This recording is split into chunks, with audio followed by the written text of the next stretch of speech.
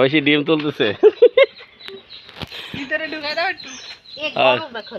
কেবল ফাটছে গরম দেশি মুরগি ছোলাটাই পাচ্ছি আয় আয় কোনটা যেন ফাটছে ওর গায়ে শুনি দাও কোনটা ফাটছে আয় কাটি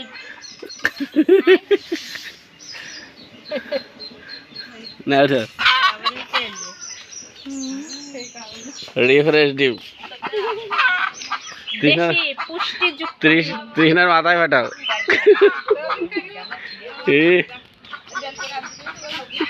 ওই ঘুষ